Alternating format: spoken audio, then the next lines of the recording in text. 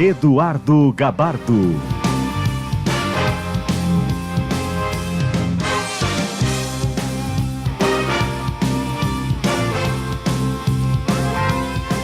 Boa noite, são 10 horas e 4 minutos e a temperatura em Porto Alegre é de 18 graus. Estamos começando o Estúdio Gaúcha. No programa de hoje, na primeira parte aqui do Estúdio Gaúcha, vamos debater, analisar as decisões do Supremo Tribunal Federal no âmbito da Operação Lava Jato, que ocasionaram na concessão de liberdade por habeas corpus de José Dirceu e também do pecuarista José Carlos Bonlain e do ex-assessor parlamentar João Cláudio Genú. Esses casos, principalmente o de Dirceu, geraram grande repercussão sobre o futuro da operação e as punições pelos crimes. Kathleen Moreira, relembra os 3 pedidos de liberdade concedidos, por favor. Sim, Gabardo, esses 3 eles foram libertados pelo STF com base no mesmo argumento de que as prisões preventivas não poderiam se estender por um longo período sem que fossem comprovados casos, por exemplo, que prejudicassem a investigação, por exemplo, ameaça de testemunhas, riscos ao andamento do processo ou até que tivesse alguma comprovação de plano de fuga dos 3. Por 3-2, o Supremo Tribunal Federal decidiu na terça-feira libertar o ex-ministro José Dirceu, preso na Operação Lava Jato. O petista estava preso desde 3 de agosto de 2015 no Complexo Médico Penal em Pinhais, que é a região metropolitana de Curitiba. Ele foi condenado pelo juiz Sérgio Moro por corrupção passiva, lavagem de dinheiro e organização criminosa. Membros da segunda turma ali do STF, o Dias Toffoli, o Ricardo Lewandowski e o Gilmar Mendes votaram a favor do habeas corpus. Edson Fachin e Celso de Mello votaram contra. Dirceu, que cumpria prisão preventiva sob alegação de que havia risco de fugir, de prejudicar as investigações e de cometer novos crimes. E no dia 25 de abril, o STF então revogou a prisão domiciliar do empresário José Carlos Bonlain, condenado a mais de 9 anos de prisão pelo Moro na Operação Lava Jato, e com a decisão Bonlain fica em liberdade e deverá cumprir medidas cautelares que são concedidas e fiscalizadas pela primeira instância. E nessa mesma sessão, lá também em abril, o Moro mandou soltar João Cláudio Genú, ex-assessor do PP e também condenado na Lava Jato. Bom, Kathleen, os ouvintes que quiserem participar, com dúvidas, questionamentos, opiniões, podem mandar pelo WhatsApp sua mensagem? Sim, a gente vai estar acompanhando ao longo do debate as questões, comentários, perguntas dos ouvintes pelo 51996995218 e também pelos comentários na nossa transmissão ao vivo no Facebook. Lembrando que você pode acompanhar o programa, o debate de hoje à noite, a nossa avaliação aqui das questões do Supremo Tribunal Federal, também em vídeo, no perfil da Rádio Gaúcha no YouTube e no canal da Rádio Gaúcha no YouTube e no perfil da Rádio Gaúcha no Facebook e também no Twitter. A partir de agora, vamos começar a tratar deste assunto. Porque, primeiro deixa eu dar boa noite para os convidados. Juiz Federal, doutor Adel Américo Dias de Oliveira, boa noite, muito obrigado pela presença. Boa noite. O advogado Lucas Lazari, tudo bem, doutor? Boa noite. Boa noite, Gabardo, boa noite aos ouvintes da Gaúcha, boa noite ao Adel, boa noite ao Jader, a Kathleen. E doutor Jader Marques, advogado, também com muita experiência. Boa noite, muito obrigado pela presença. Boa noite aos companheiros da mesa e aos ouvintes. Bom, o que a gente ouve em redes sociais, quando a gente está na rua, aí, depois do que aconteceu com José Dirceu, com o Eike Batista também, a gente ouve assim muitos comentários de pessoas, agora vão soltar todo mundo. E claro que tem muitas questões, como primeira instância, segunda instância. Então, acho que é importante explicar tudo isso, né? Exatamente como funciona esse trabalho. E se por enquanto está tudo dentro da normalidade, né? Especialmente estas notícias das últimas semanas aí na avaliação de vocês. Começo com o Dr. Jader, por gentileza. Vamos lá. Eu acho que uma das coisas importantes da gente avaliar a partir dessas decisões, elas são decisões que mudam um pouco aquilo que vinha sendo decidido pelo STF, especialmente, que era um apoio, uma decisão no mesmo sentido do que a primeira instância, no caso o juiz Sérgio Moro, vinha decidindo. Então, o que esse novo contexto chama atenção é para a possibilidade da soltura desses réus. E para a gente que acompanha isso a partir de um entendimento técnico, nós advogados, juristas, os promotores de justiça, advogados, juízes, enfim, nós que trabalhamos e atuamos e percebemos essas questões pela técnica jurídica, eu acho que com mais ênfase os advogados, nós já víamos há algum tempo alertando para o excesso nessas prisões, para o uso excessivo da prisão antecipadamente, né? Quer dizer, a sistemática adotada pelo juiz nesse caso, e aí houve uma sintonia desde a acusação com a forma como desencadeou as operações todas, passando pelo juiz, atendendo aos pedidos tanto a proposta acusatória trazida pela polícia como aquilo que o Ministério Público Federal fez, de prender as pessoas, de executar as medidas de condução coercitiva, todas as medidas cautelares muito fortes desde o início. Isso provocou um novo contexto em termos de processo investigativo e até de processo criminal, porque no país nós sempre tivemos a cultura, faz parte do amadurecimento da nossa cultura democrática, até da Constituição de 88, nós sempre tivemos o critério de estabelecer uma investigação policial, propor uma denúncia, fazer o levantamento das provas em audiência dentro do processo criminal formado pelo juiz, promotor de justiça, pela defesa, e ao final disso tudo, com a sentença condenatória, depois dos recursos, levar as pessoas à cadeia. A Lava Jato, ela chega no limite revertendo ou invertendo totalmente o raciocínio, a lógica, fazendo com que a prisão fosse o primeiro ato e o julgamento o último ato. Então eu primeiro faço as prisões, eu seguro durante todas as fases, seja a fase de investigação policial e depois a fase judicial de produção de prova no contraditório, eu seguro sempre essas pessoas presas. Isso acabou gerando um novo sistema, vamos dizer assim, em que as delações surgiram como último recurso para esses réus presos há bastante tempo, e aí forçando, então, um contexto diferente, em que réus que admitem o cometimento de crimes, eles são perdoados ou têm a sua pena atenuada se delatarem outros réus. Isso está levando a uma série de questões que nós do direito estamos discutindo, muitas delas pela primeira vez, como é o caso, por exemplo, de advogados delatando clientes, situações inusitadas, absurdas até. Então, e o que o STF fez agora ao soltar esses réus foi acenar para uma certa ponderação a algo que pode ter sido um exagero. Na medida em que disse, na grande maioria desses julgados, que são crimes graves, sim, porque atentam, né, de maneira muito forte contra o tesouro, contra o erário, enfim, contra a lisura no proceder da coisa pública, mas não há violência contra as pessoas. Sim. E mais, um dos votos traz isso de maneira bem destacada, e se não me engano é o do José Disseu. Ok, ele está acusado. E muito forte, isso veio muito forte também no Ike Batista. Claro. Ele está acusado de um fato grave. Ok, os valores são muito altos, mas são fatos de 2010 e 2011 e 2012.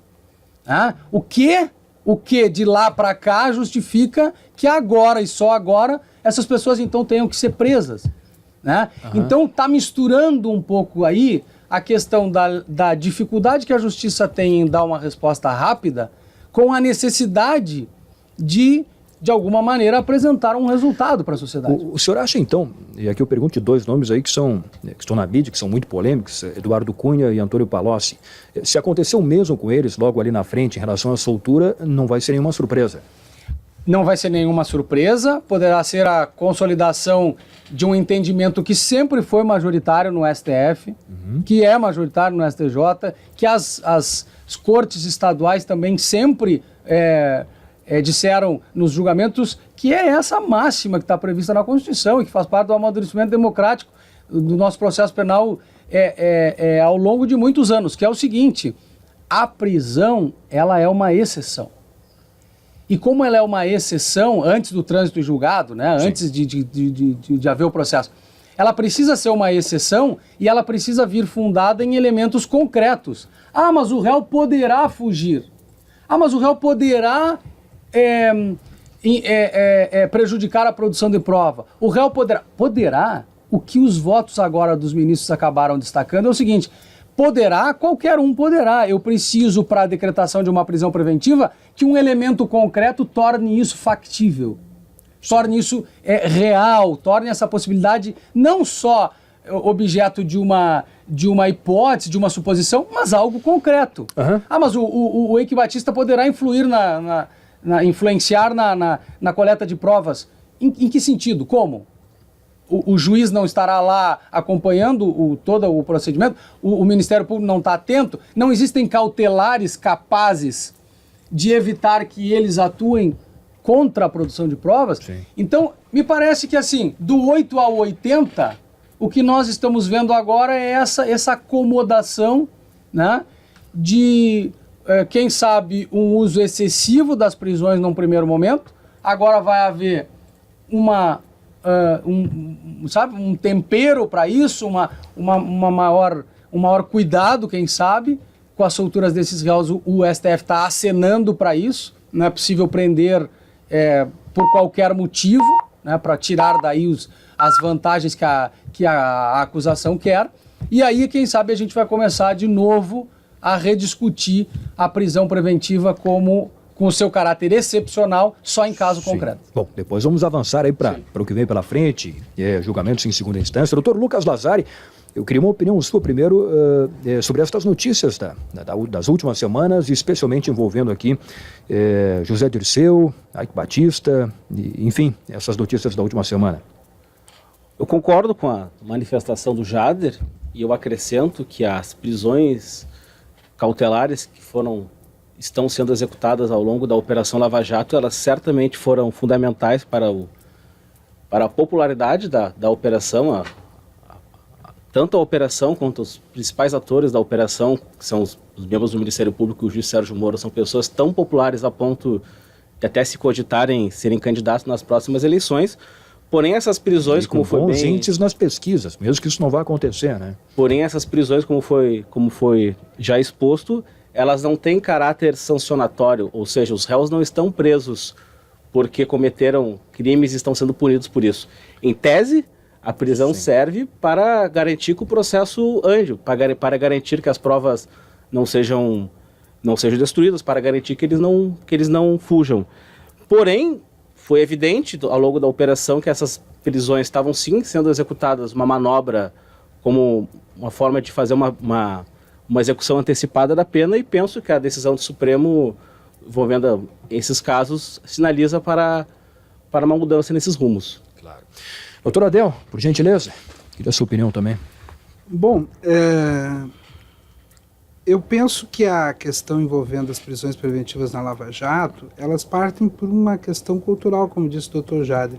Historicamente, no Brasil, sempre se falou que só vai para a cadeia ladrão de galinha e as pessoas poderosas não passam nem perto da cadeia. A Lava Jato, ela mudou um pouco essa visão, e hoje pessoas que nunca se imaginou que estariam presas estão aí já há algum tempo cumprindo sanções, como o presidente da Odebrecht e outros. Bom, sim, eu não vou entrar no mérito da decisão do Supremo, até porque é uma questão de um processo que está em andamento ainda, mas o que eu vejo é assim, situações como o da Lava Jato permitem uma nova leitura do processo penal. Até agora, e vem sendo sancionado pelo STJ, e vinha sendo sancionado em todas as situações pelo Supremo, as prisões decretadas. Me parece que uma ou outra prisão, como agora foi relaxada, não significa impunidade, porque algumas dessas pessoas ainda vão ser julgadas a nível de segunda instância, e o próprio Supremo mudou seu entendimento e passa a aceitar a prisão a partir da condenação em segundo grau. Portanto, algumas dessas pessoas que foram soltas agora essa semana e semana passada, uma vez reavendo o recurso e sendo condenados em segunda instância, vão provavelmente, é bem provável que o Tribunal Regional determine o recolhimento deles, né? Claro que eles poderão entrar com habeas no Supremo, trancar esse recolhimento, essa prisão, mas me parece que a liberdade de alguns, ela é uma liberdade parcial, vai ser só por esses dias até o julgamento dos recursos de segunda instância, se confirmarem as sentenças condenatórias. Agora, eu vejo assim, se não fosse as prisões preventivas decretadas, se não fosse o Instituto da Delação Premiada, nós estaríamos hoje conversando sobre Lava Jato no Brasil hoje? Não, né? Não. Eu acho que essa é a primeira pergunta que se faz. Eu brinco com os meus alunos e digo assim que uma das grandes profissões do futuro no Brasil, já é hoje, no futuro vai ser mais ainda, é a advocacia criminal. Principalmente se for privilegiado desaparecer e as pessoas passarem a ser julgadas na primeira instância. Porque aí o sistema vai funcionar, até porque a primeira instância ela tem essa eficácia que por a sua própria natureza faz com que os processos deem um resultado mais rápido que os tribunais que não são equipados para isso. Então a pergunta que fica no ar é essa. Nós teríamos Lava Jato hoje se não tivesse havido essas prisões preventivas e as correspondentes delações? Será que hoje nós estaríamos discutindo e saberíamos que milhões e milhões transitaram por contas, por bancos, roubando literalmente o país inteiro? Será que isso aconteceria? Então, às vezes eu fico pensando, houve alguma violência tão grande ao direito penal e processual penal? Se houve, o Supremo, o STJ e o próprio Tribunal Regional estão aí para corrigir. Sim. E botar a coisa num equilíbrio, né, que satisfaça acusação e defesa. Agora, condenar a priori o método utilizado, ainda que questionado, é porque nós estamos numa cultura que não admitia isso. E agora, espero que para o futuro também passe a aceitar, eventualmente, a prisão a priori como um instrumento, né, que o Estado tem que ter para combater a criminalidade. Sim. Porque até agora, pelo que se vê, pela pletora de provas que aparece todas as horas na imprensa, inocente parece que tem muito poucos ali. Sim. Doutor Jader, queria se quiserem falar, podem me interromper a qualquer momento aqui, doutor Jader, por favor. Para a gente fazer um debate, né? Essa pergunta ela é uma pergunta complicada. Eu respondo que eu entendo que sim, nós teríamos Lava Jato. Uhum. As prisões elas não eram imprescindíveis para deflagrar essa operação, porque elas são operações que contam com um tipo de prova que também é novo no nosso sistema, né? Uhum. Faz parte de uma prova que veio aos processos por meio de tecnologias bastante avançadas, é um compartilhamento muito importante de provas, inclusive com organismos internacionais. O que a prisão é dar um caráter público.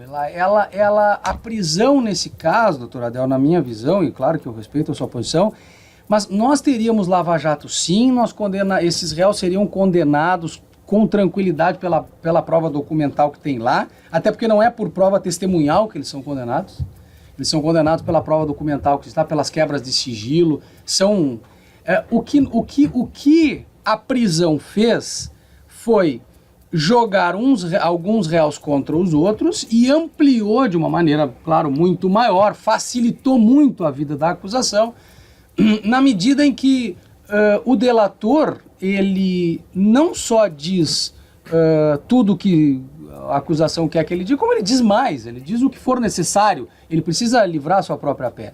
Uhum. Mas ainda voltando à prisão, o que a prisão faz é gerar no sujeito aquela impossibilidade de se defender.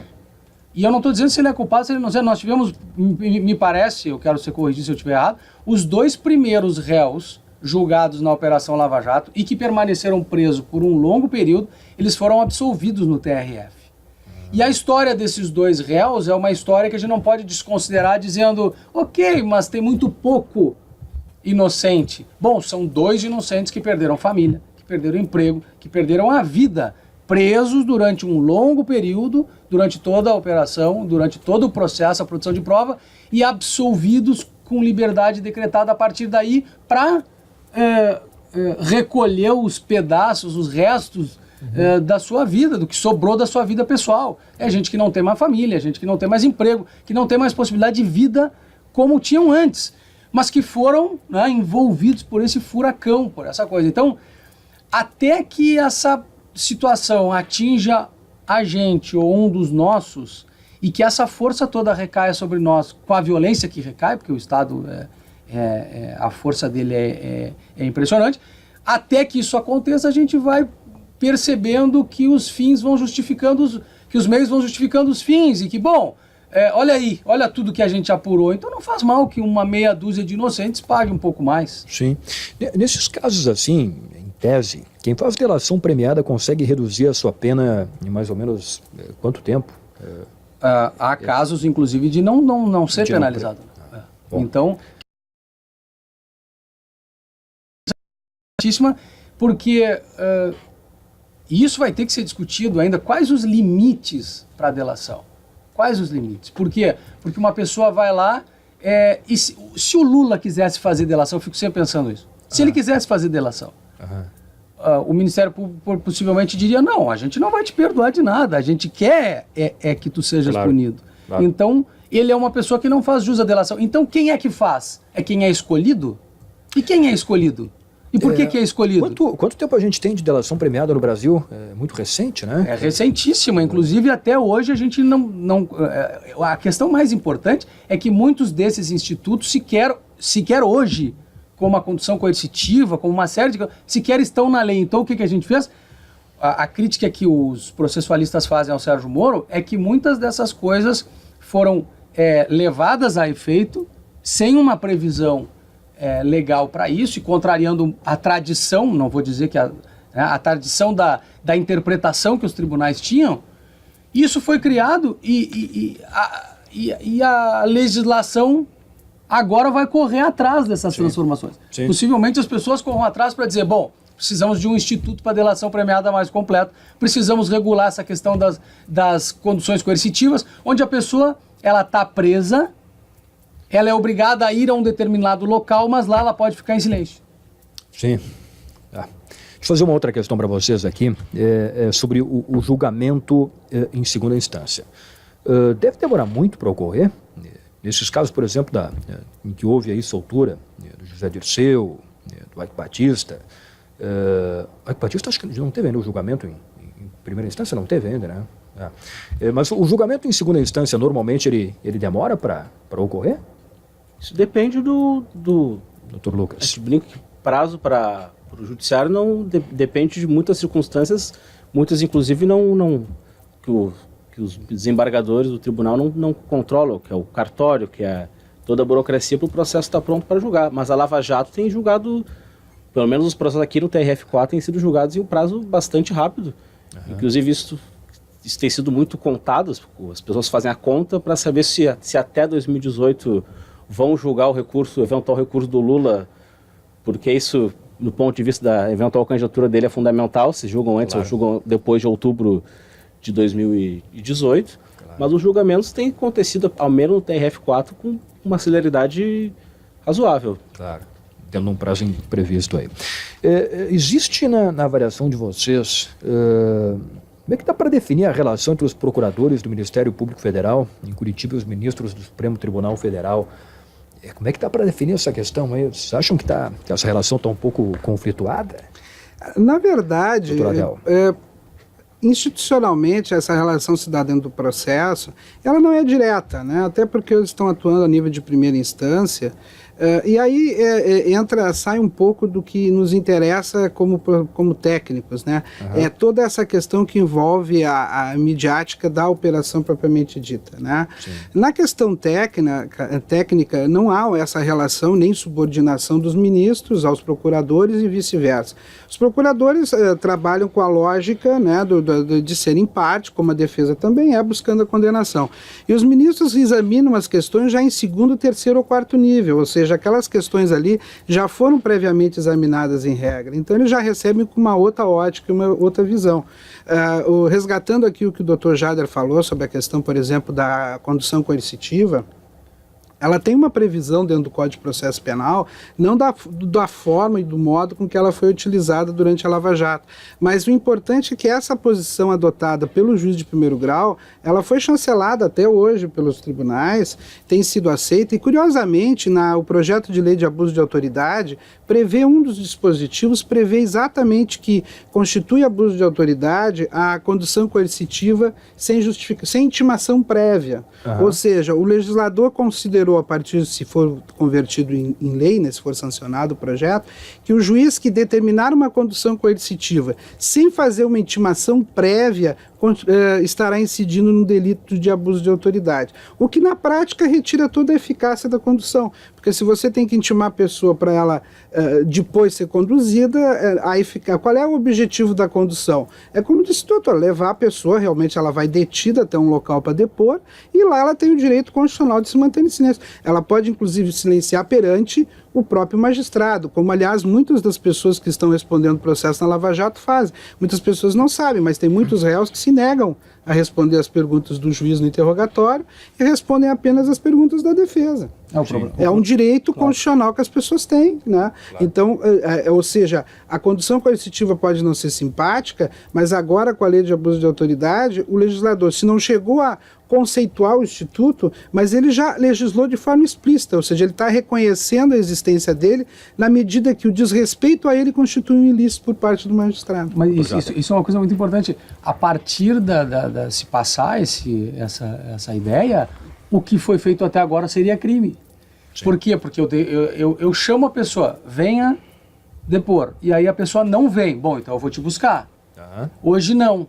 Hoje há um período prévio de preparação, vou fazer uma hipótese aqui, durante um mês eu recolho as provas, eu levanto os elementos, eu preparo toda a questão, toda a logística, inclusive, da polícia e tudo mais, e determino um dia. Nesse dia aqui, no horário muito cedo, que são cumpridos esses, eu acordo a pessoa, então há toda uma questão de surpresa, uma questão psicológica envolvida, eu acordo essa pessoa e levo essa pessoa lá na polícia. E essa pessoa tem o direito de chamar o seu advogado. Mas olha o que acontece, por isso essa questão de a gente pensar assim, será ético isso? Será ético nós, como acusadores, nos prepararmos durante todo o tempo necessário, organizarmos tudo o que é preciso para deixar esse sujeito em maus lençóis no sentido de exercer a sua defesa, buscá-lo de manhã muito cedo, chamar o seu advogado e ali só aparentemente criar uma hipótese de defesa. Por quê? Porque um advogado, como é chamado, quem já enfrentou isso sabe, o advogado quando é chamado lá, primeiro, o cliente está absolutamente desnorteado. A sua casa foi, enfim, ele foi preso. A questão é essa, ele foi preso. E tendo sido preso, ele agora foi colocado diante de uma quantidade enorme de provas, de gravações, de interceptações telefônicas, de quebras de sigilo bancário, quebras de sigilo telefônico. São milhares de documentos postos na frente do réu, do seu advogado, e com aquele absurdo de dizer: vocês gostariam de dar uma olhada na prova antes do depoimento? Quem de nós, qual de nós, que nos está ouvindo, que diria, sabe, com um sentimento ético aflorado assim, mas isso está certo, tá bom, afinal, se isso fosse comigo, eu também aceitaria. Eu também acharia normal ser acordado às 6 da manhã e jogado no meio de 15 mil horas de gravações telefônicas, de 18 volumes de quebra de documentos e de sigilos e tudo mais, para que eu desse um depoimento naquela manhã, junto com um advogado desnorteado. Mas eu queria só fazer uma parte com o devido respeito. Veja bem, vai depois se quiser.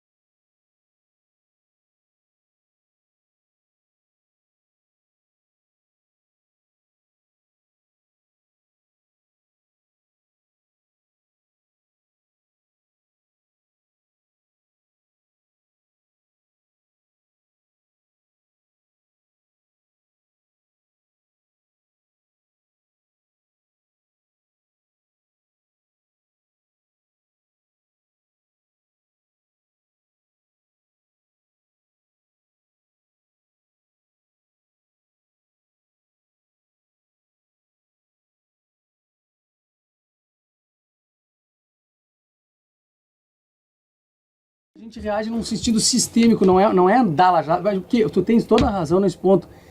E a gente tem que pensar exatamente nisso. Se no rico, poderoso, com bons advogados, com toda a questão de proteção e de força que ele tem, se com ele eu cumpro um mandato dessa maneira, o que vai começar a acontecer pelo precedente, com um sujeito lá da vila que não tem condições de defesa, não tem nada. Mas Quer sempre se cumpriu o mandado a partir das 6 horas. Não, já sempre se cumpriu o mandado a partir das 6 horas. Mandado sim, mas o delegado sempre intimou a pessoa a comparecer à delegacia, né? Sempre deu vista do inquérito policial pro advogado antes, para ele ter noção. Traz o teu cliente aqui, sempre houve uma cordialidade, se combina horário.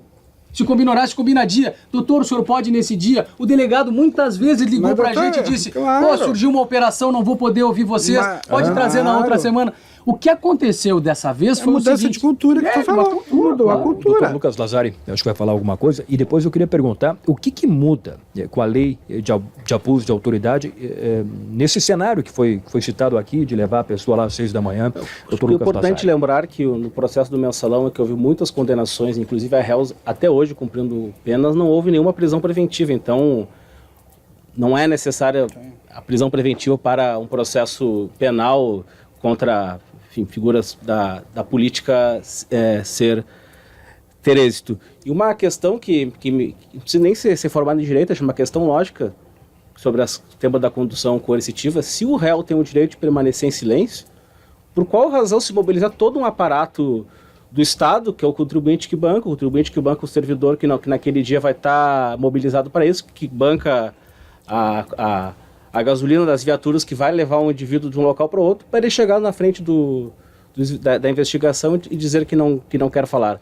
É uma questão, se o réu tem o direito de permanecer em silêncio, se o investigado tem o direito de permanecer em silêncio, a condução coercitiva me parece ilógica. Ele tem o direito, inclusive, se ele não quiser ir ao júri, ele não precisa ir, a lei assegura. Agora o desembargador... O doutor Nivaldo.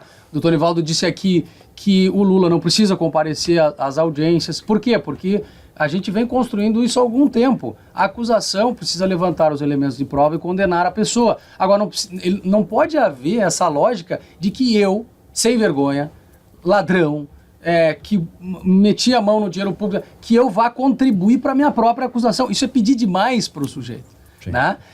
Ao longo do tempo nós chegamos à conclusão, e isso não é só da lógica, né? Isso faz parte de um direito natural. Eu não posso ser obrigado a fazer prova contra mim. Né?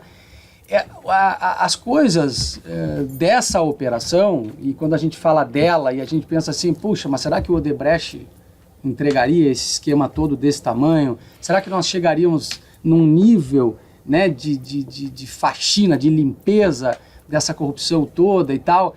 E que essa era a proposta do doutor Adel ali no início, né? Poxa, chegamos a um resultado extraordinário com esses meios. A questão e o que nos preocupa, ninguém vai dizer que isso é ruim, isso é bom, o Brasil está sendo passado a limpo, né, em vários setores. Mas o que nos preocupa é a que custo? E a que custo para quem? Porque, estamos metendo a mão com os poderosos. Ok, mas eu como jurista não me importo se o sujeito é poderoso ou não poderoso. Se o sujeito é branco ou preto, se ele é homem ou mulher. Sim. O que eu quero saber é se a gente conseguiu, porque o melhor resultado, eu tenho certeza que todos agem para isso, claro, sustentando as suas razões. Mas o melhor resultado é que uma pessoa seja condenada com a observância de todas as regras. Esse é o melhor. Né? Esse é o melhor. Que ela não tenha sido usurpada nos seus direitos, que ela não tenha sido coagida a nada, que ela não tenha, sequer que ela tenha sido exigido dela, que colaborasse. Porque o Ministério Público foi atrás da prova e a condenou. Então, condenados, os culpados, aqueles que cometeram os delitos, precisam ser. Agora, entender o processo como jogo e a regra do jogo como válida para todos em qualquer circunstância, mesmo que eu não goste, mesmo que eu tenha aquela sensação, Gabardo, tu lida com o futebol, sabem disso, o time que jogou melhor não ganhou. Sim. Ok, mas o juiz não deu falta, não deu pênalti inexistente, o juiz manteve a regra, né? A regra foi cumprida e o cara não ganhou. Claro. O time que não jogou tão bem ganhou. Puxa, mas isso não é justo, né? A gente fica pensando, o melhor era que o time que jogou melhor, né, que jogou bem, ganhasse. Nesse caso que a gente fica pensando assim, ó, o melhor é que a regra seja cumprida, para que o jogo transcorra como tem que ser e o resultado seja aquele decorrente dessa regra. Resumindo assim, porque esses nomes assim envolvidos em casos de corrupção, né, eu acho que eles trazem para a opinião pública assim fica uma imagem muito ruim quando eles são liberados, como aconteceu agora com a soltura aí de algumas pessoas. Mas é importante reforçar, como vocês explicaram, né, que está tudo dentro da lei, né? Só fica uma imagem ruim. Ainda não acabou. Só fica uma imagem ruim porque se teve uma imagem muito boa de forma equivocada. Se pensou que a justiça tinha condenado as pessoas em 1, 2 ou 3 dias, ou até imediatamente, quando tem a prisão, enfim, expedida contra alguém que sequer formalmente denunciado é. E aí se tem uma sensação de que a justiça foi feita e quando há a soltura correta por parte, porque eu não, por mais que alguns casos a prisão preventiva se justifique, não pode uma pessoa ficar 2 anos e meio, 3 anos preso preventivamente, como há na Lava Jato, pessoas presas há muito tempo. Há de se aguardar ainda o julgamento em segunda instância. Kathleen, a participação aí dos ouvintes pelo WhatsApp, tem Facebook, muita Twitter. participação aqui, tanto pelo Facebook quanto pelo WhatsApp, e é bem isso que a gente está comentando aqui no debate, né?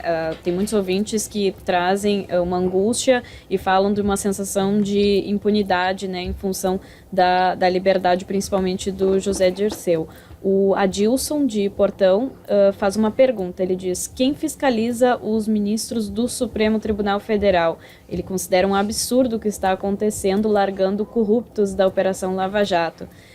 Tem um outro ouvinte aqui, que é o Fábio, de Morrinhos do Sul, que fala: o Brasil, em alguns meses, todos estão soltos. Será que vão devolver aquilo que roubaram ou a situação vai acabar em pizza?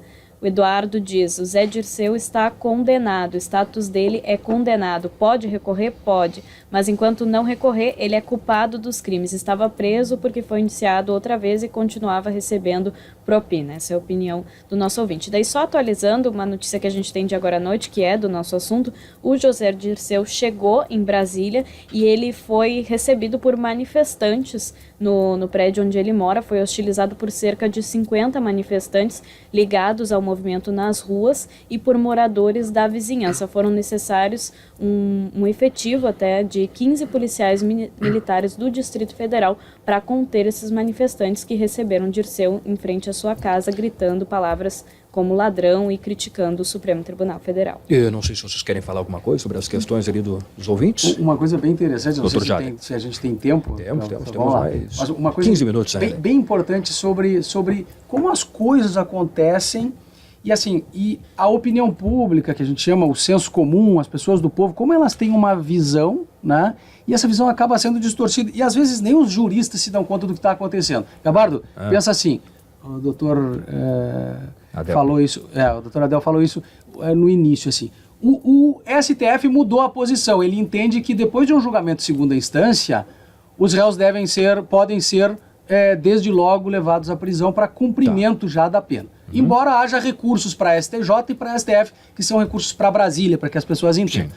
Então, ainda na pendência desses recursos de Brasília, o réu já pode ser preso quando julgado por um tribunal estadual, um tribunal de justiça ou um tribunal regional federal. Tá? O STF mudou a sua posição e disse isso. E a gente foi analisar, se a gente analisar como isso aconteceu, nós vamos perceber que um réu de São Paulo, que foi condenado por roubo, recorreu ao TJ de São Paulo pedindo a sua absolvição, pedindo a reforma da decisão. O Ministério Público não recorreu, ele estava solto. O TJ de São Paulo prendeu esse cara depois do julgamento, sem pedido da acusação. Os juízes entenderam que depois de condenado ele tinha que ser preso.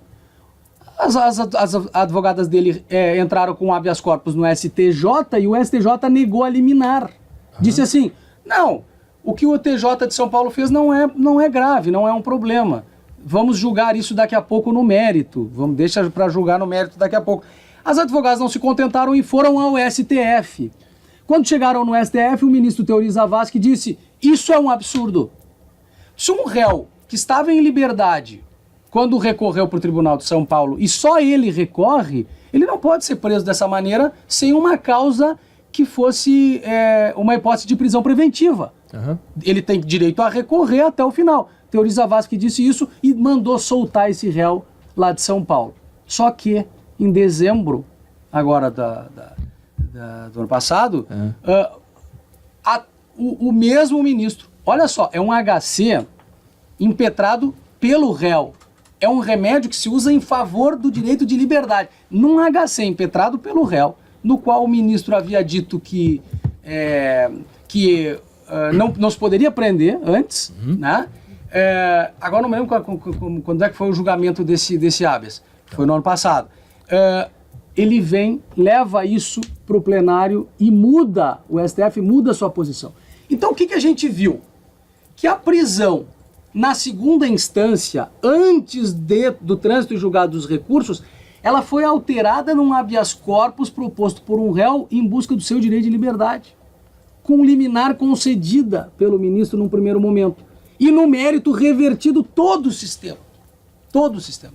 Então, nós todos aqui temos um consenso, o Adel está falando isso, o Lucas também e tal, o que a gente sabe é que assim, nós queremos mudar a cultura, o modo como o judiciário dá a sua satisfação, dá as suas decisões, como ele se posiciona diante dos fatos para a sociedade. Ele está fazendo isso, sabe, com um custo muito elevado para o processo penal, sem se preocupar com essas coisas que para nós, isso é muito caro. Alguém poderá dizer que um sujeito que gosta de vinhos, que ele é um fresco, que ele é um bobo, que ele é um pedante, que esse negócio de decantar o vinho é uma bobagem, que a taça escolhida é um absurdo e tal. Mas não é assim. Naquela arte, isso é fundamental. Para nós que trabalhamos com o processo penal, com o direito penal, e principalmente nós estamos trabalhando com a garantia das pessoas para todos os processos. Né? Nós não estamos falando de coisas pequenas, nós estamos falando de garantias. O que a gente está dizendo, e volto a dizer, é isso. Ao custo de uma estrutura consolidada ao longo de muitos anos, de uma Constituição nova, sabe, de 20 anos de discussões judiciais, a gente está fazendo o que bem entende. Para quê? Para produzir uma satisfação imediata. O doutor Adel pediu a palavra aqui e depois vamos dar boa noite para o Cláudio Brito, que já está nos escutando, mas o doutor Adel primeiro. Não, é só para... eu acho que nós temos que trabalhar dentro da técnica do processo, e nisso eu concordo com o Jader. Eu acho que a gente não tem diferença quanto a esse ponto de vista. Eu não vejo na Lava Jato nenhuma violência absurda à legislação. Tanto é que as decisões não foram nenhuma anulada até agora, não houve anulação, houve reversão de decisões parciais, né? Então, não me parece que, pelo menos a nível de decisões de primeira instância, a gente tem tido uma violência ao sistema processual. A nível de Supremo e de tribunais, tanto regional e STJ, está havendo sim uma mudança de cultura, e isso é importante, a mudança de cultura. Claro que toda mudança gera desconforto. Tradicionalmente, nós sempre tivemos um processo que sempre foi um processo que gerou impunidade.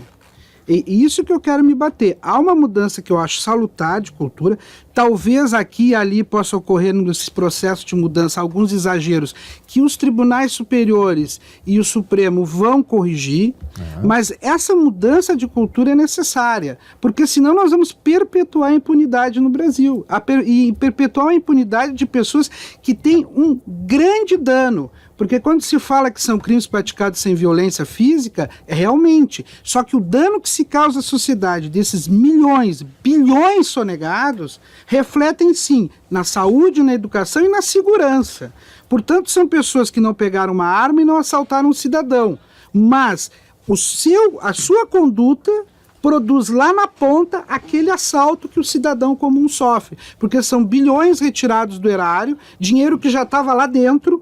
Porque não é nem o dinheiro do sonegador que antes de colocar ele sonega, porque é grave, mas o dinheiro não entrou no erário. Essa turma pegou dinheiro de dentro do erário. É diferente, é mais grave. O dinheiro já estava lá dentro e foi retirado. Sim. Ou seja, não se capturou esse dinheiro antes de entrar. Então, assim, é dolorido? É um processo que nós vamos ter muita discussão, muita conversa, vai ter momentos que vai se errar, que a defesa vai corrigir, que os tribunais vão ter que intervir, mas eu acho que ao final nós vamos chegar num resultado positivo e um equilíbrio, que é o que vai se buscar. Hoje a gente está num processo desequilibrado, porque é um processo de mudança, mas no final vai se voltar a um equilíbrio, que não vai ser o que se tinha Talvez não vai ser o que se tem agora, nesse momento, mas vai ser o meio do caminho e um equilíbrio. Mas que, com certeza, a advocacia criminal e a justiça criminal do Brasil não serão mais as mesmas a partir da Lava Jato, não serão. Cláudio Brito, boa noite, Brito. Boa noite, Gabardo, boa noite ao Adel, ao meu querido Lucas e ao queridíssimo Jader, a todos aí a minha saudação. Eu tenho algumas dificuldades nesta matéria tratada. Por quê? Abomino a tal de delação premiada. Acho uma excrescência jurídica a colaboração e acho um pavor o acordo de leniência que se segue, permitindo aos empreiteiros que movimentaram os milhões, que também surrupiaram pelo superfaturamento, que continuem a trabalhar livremente. O acordo de leniência vai permitir que as empresas continuem com suas placas nas obras públicas com as mesmas marcas que hoje estão na mídia como as grandes responsáveis por tudo isso. Mas, enfim, ao mesmo tempo, uma ironia.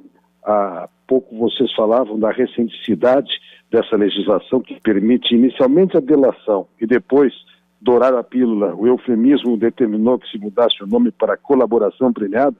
Quando isso aconteceu, essas duas leis, curiosamente, uma delas tem a assinatura de Luiz Inácio Lula da Silva e a mais recente de Dilma Rousseff. Foi nos 2 governos do PT que essa legislação de combate ao crime organizado se construiu. Apenas por ironia eu estou referindo. E de tudo o que já recolhi do debate e que cabe ainda posicionar-me, eu acompanho este pensamento de que estamos numa fase de transição em que eu, menos otimista, estou enxergando insegurança jurídica. A divergência entre 2 turmas e dentro de cada turma a divergência entre ministros causa à nação algum choque quando o Fachin aparece como derrotado por Gilmar Mendes. Nós temos que logo buscar a conciliação do plenário e, sem dúvida, depois, se for o caso, até de reforma legislativa onde tenha que ser corrigido esse ou aquele equívoco até aqui praticado. E que não se permita, nem se cogite desta aberração deste projeto de abuso de autoridade, que, sim, impede e pode tolher este crescimento, esta busca de equilíbrio, que é realmente o que todos nós estamos buscando. Ao fim e ao cabo, eu vivo neste momento, digo bem assim como toda a cidadania, uma inquietude ante a insegurança jurídica que algumas decisões proporcionam e algumas atividades que são até contraditórias também sejam. Como há pouco vocês falavam, qual é o sentido da condução coercitiva se deve ser e sempre será respeitado o sagrado direito do réu de calar?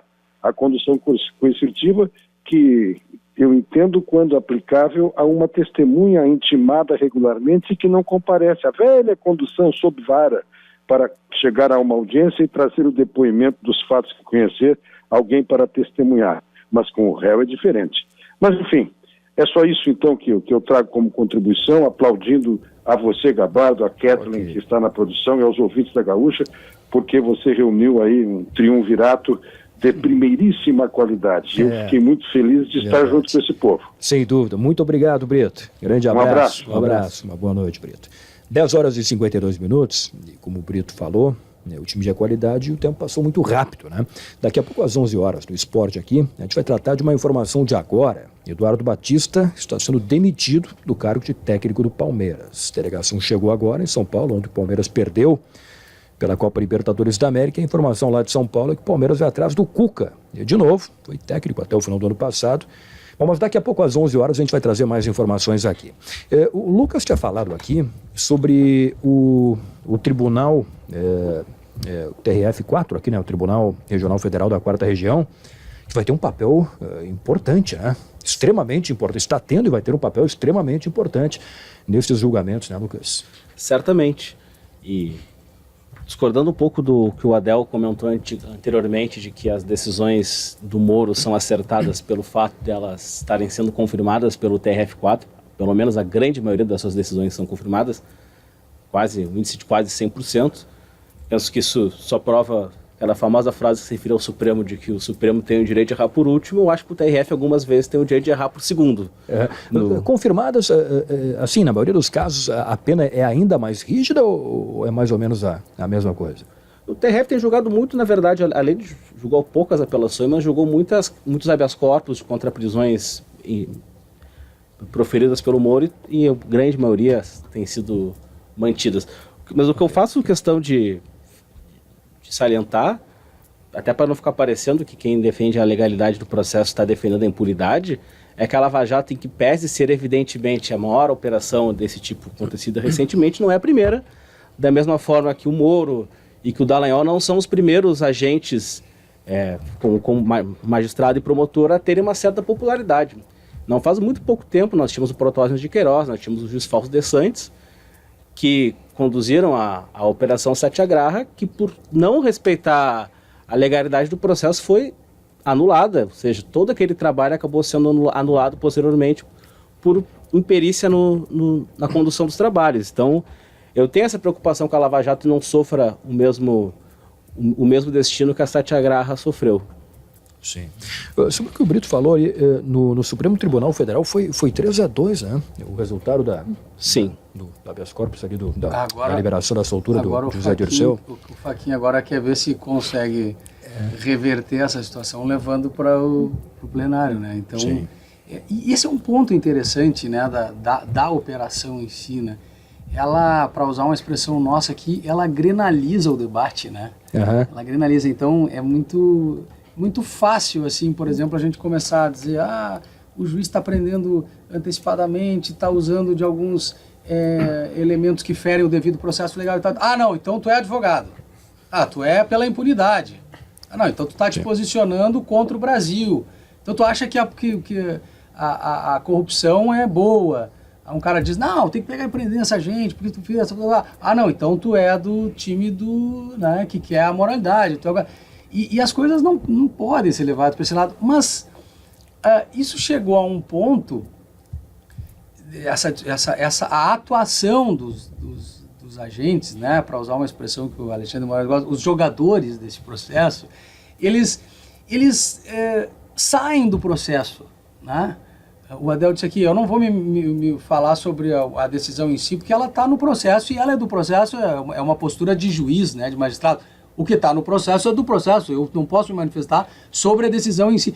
Mas a gente encontra, tu recebe um sinalzinho do WhatsApp, quando tu vê, é um vídeo do delegado da Polícia Federal, do procurador da República, né, com mais uma colega do lado, sentados numa cadeira, dizendo, por favor, Brasil, nos apoiem. Sabe, eu sou obrigado aqui, em função até do próximo programa, fazer a metáfora com o futebol. Venham aos estádios, né? Torçam por nós precisamos ganhar esse jogo. Venham para... Mas como, gente? Como? A frase do Adel aqui, que é um cacuete de juiz, que está correto, a lei orgânica da magistratura, assim, não, sobre a decisão eu não me manifesto. O PowerPoint das apresentações de entrevista coletiva para entregar papel, para entregar denúncia, para entregar... esse show que acaba acontecendo, né? E agora, veja, há uma disputa de opiniões e eu quero manter a sistemática da prisão antecipada. É isso que o Fachin está dizendo.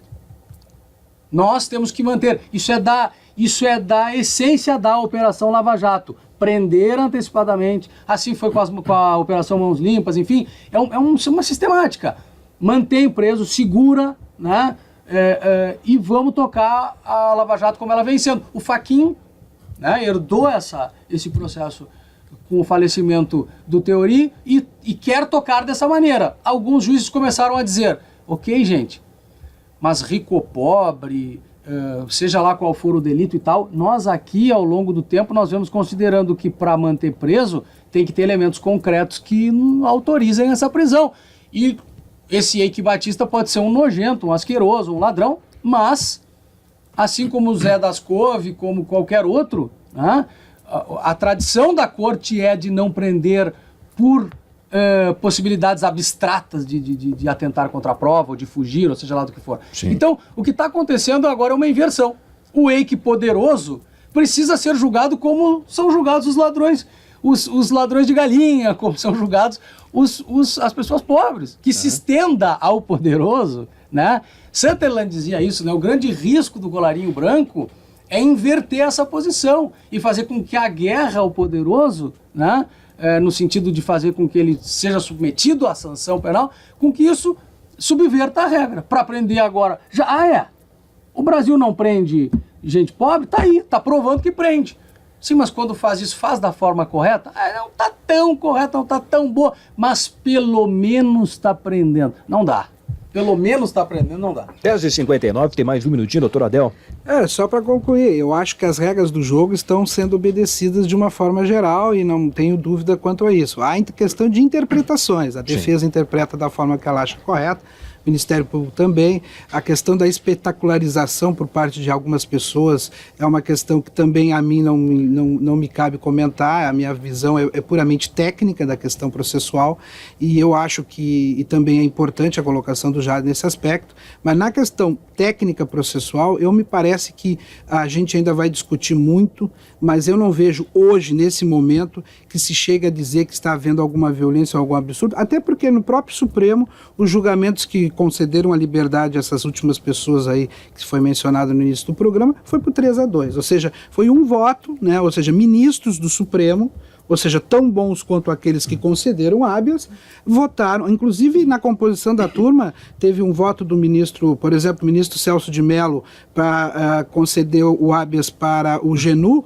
Ele votou pela concessão do GNU e votou contra a concessão do habeas para José Dirceu. Ou seja, o próprio ministro Celso de Mello, que compõe a segunda turma, se posicionou de forma diversa sobre essa questão. Então, isso mostra que se a própria Suprema Corte está discutindo e divergindo entre seus membros, é que absurdos ou violência ao direito de defesa ou ao direito geral do cidadão não está ocorrendo. Está ocorrendo, como nós dissemos desde o início, uma mudança de cultura e esse processo ainda é lento e demorado. E o sinal já marcou 11 horas da noite. Doutor Lucas Lazari, muito obrigado pela presença aqui. Ainda vamos falar bastante sobre a Operação Lava Jato, né? Boa noite, Gabardo. Boa noite ao Adel, boa noite ao Jader, a Kathleen, aos ouvintes da Gaúcha. Muito obrigado pelo debate e que a gente siga debatendo a Lava Jato. Eu acho muito importante isso, quando uma rádio com a audiência da Gaúcha, nesse horário, os nossos ouvintes possam ouvir um debate entre juristas e para formar a sua opinião, porque o debate hoje sobre a Lava Jato, em que pese a Lava Jato está em tudo que é noticiário, é sempre o debate granalizado, é sempre o debate de prende os teus, solta os meus. Então, fico feliz que nós temos feito esse tipo de debate aqui. Um abraço. Doutor Jader Marques, mais uma vez, muito obrigado pela presença aqui. Uma boa noite. Muito obrigado, Gabardo. Um abraço a todos e de dizer que a gente pense nessas questões como questões gerais de formação ética do nosso povo, né? Que a gente possa entender que nós precisamos sim, né, combater a corrupção, nós precisamos sim acabar com essa roubalheira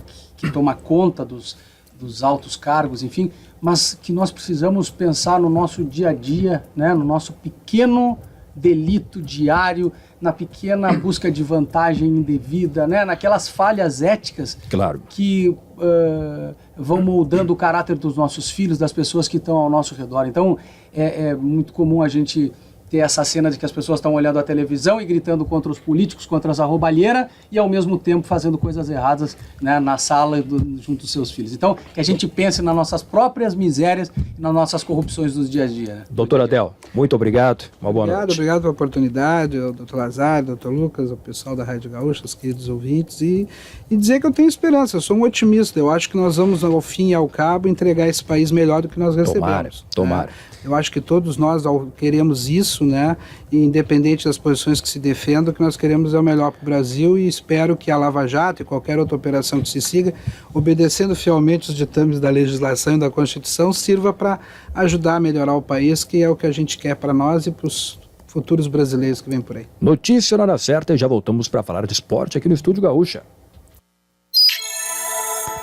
Unimed, cuidar de você. Esse é o plano. Notícia na hora certa, 11h03. Ministério Público investiga a falta de remédios em hospitais de Canoas. Lula é dispensado de comparecer a depoimentos de 87 testemunhas no Paraná. Supremo Tribunal Federal decide que governadores podem ser réus sem licença dos deputados. Tempo bom em Porto Alegre. A sexta-feira será de temperaturas amenas e predomínio de sol no Rio Grande do Sul. Agora faz 18 graus e 4 décimos na esquina da Avenida Ipiranga com a Érico Veríssimo. Trocar o carro pela bike uma vez por semana é uma boa ideia, não acha? Mudar um hábito muda uma vida. Cuidar de você. Esse é o Plano Unimed. O agravamento da crise econômica, a repressão e o aumento da violência na Venezuela tem feito com que um número cada vez maior de pessoas deixem o país. Panamá, Equador e Chile têm sido os principais destinos, mas o Brasil também está entre os países mais procurados. O número de pedidos de refúgios nesse ano é mais do que o dobro do que o registrado no ano passado, segundo dados do Ministério da Justiça. De acordo com o levantamento, de janeiro até a primeira semana de maio, foram registradas mais de 8 mil solicitações. Durante todo o ano passado, foram pouco mais de 3 mil pedidos. Trânsito. Trânsito sem alterações em Porto Alegre. Segundo informações da IPTC, não há atendimento nesse momento nas rodovias, nas vias da capital. Nas rodovias do estado, segundo informações da Polícia Rodoviária, também trânsito é tranquilo e sem problemas para os condutores. Com trânsito, Renan Jardim. O presidente do Instituto de Previdência do Estado admitiu que mais de 1 milhão de segurados do IP Saúde enfrentam dificuldades na marcação de consultas. Em entrevista à Gaúcha, o Tomar Vivian afirmou que médicos e laboratórios têm reclamado dos valores pagos pelo órgão e que existe a necessidade de readequação dos valores. O ex-diretor-presidente da área internacional da OAS, Agenor Franklin Medeiros, afirmou nesta quinta-feira, em depoimento à Justiça Federal no âmbito da Operação Lava Jato, que a construtora também montou um setor dedicado ao pagamento indevido a partidos políticos. A Odebrecht, outra empreiteira envolvida na Lava Jato, já havia admitido que mantinha um departamento de propinas, conforme depoimentos de ex-executivos da empresa. Medeiros citou o pagamento de propinas para o Partido Progressista, o Partido dos Trabalhadores e o PSB. Unimed, cuidar de você, esse é o plano. Notícia na hora certa volta na Rede Gaúcha Sat à meia-noite. Saiba mais em gaúcha.com.br. Da Central de Jornalismo, Pedro Quintana.